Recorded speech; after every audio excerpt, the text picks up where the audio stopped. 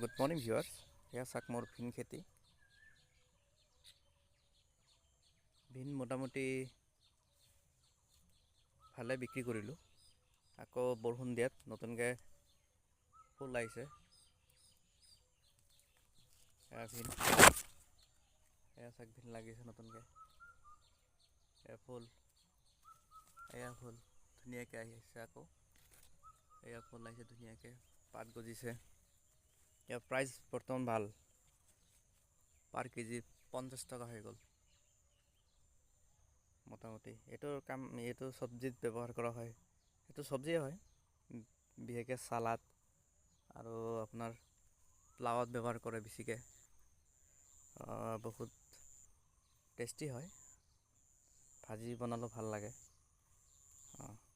এয়া দেখাবলৈ যত্ন কৰিছোঁ, আপোনালোকে চাই থাকক। আৰু চোৱাৰ বাবে ধন্যবাদ। ছাবস্ক্ৰাইব কৰিব মোৰ চেনেল।